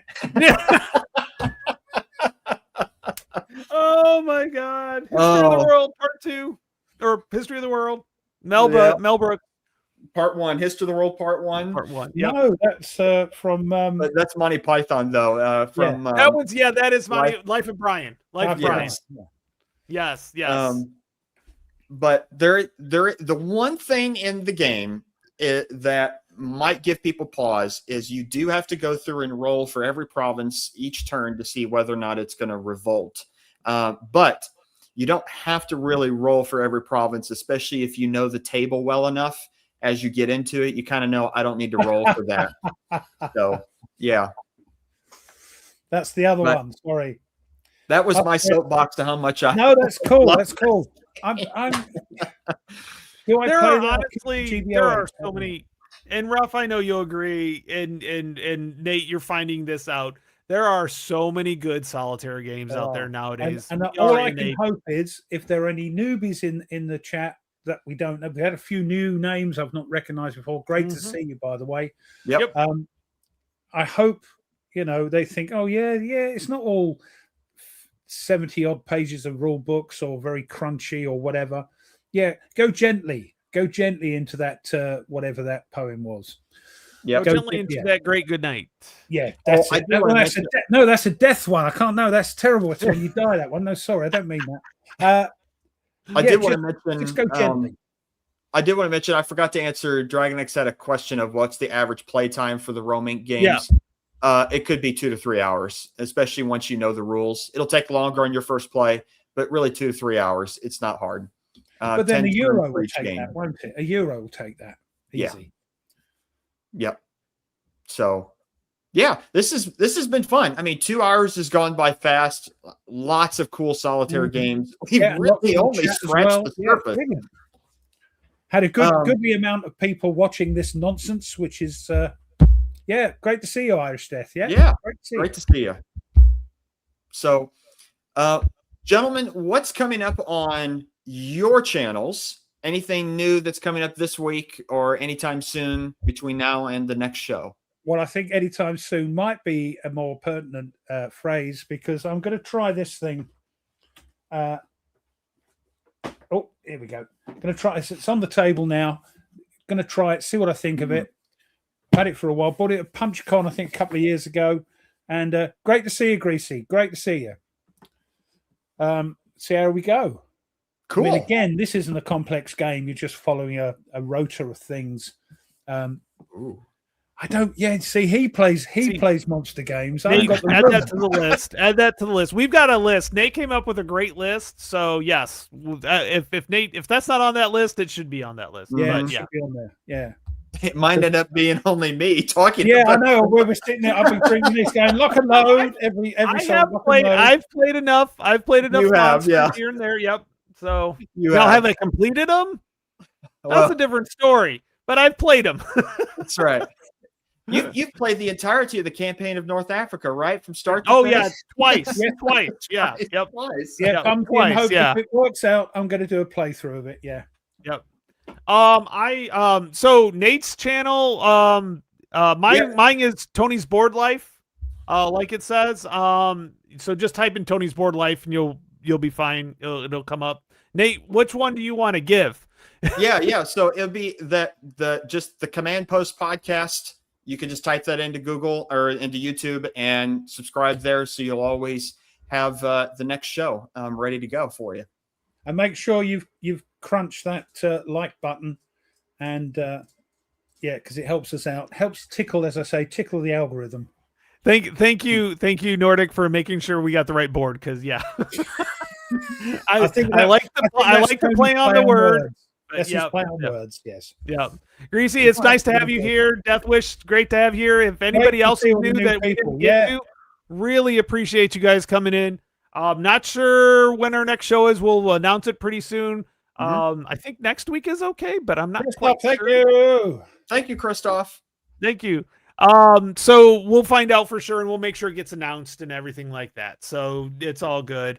And then it was really fun. I like this topic. The problem was I was like, okay, what do I consider a newer game? I'm like, I love there's a ton of solitaire games I love, but some of them are definitely heavier than others. But then I'm like, you know what? I'll get some of the lighter ones, but I definitely, like we said, if you find the topic that you want to play, that you're really interested in, it's worth digging into some of the more complex games. And if you go in understanding that you're going to take some time to learn it, it's a lot better. Don't think you're going to pick it Yeah. up right away.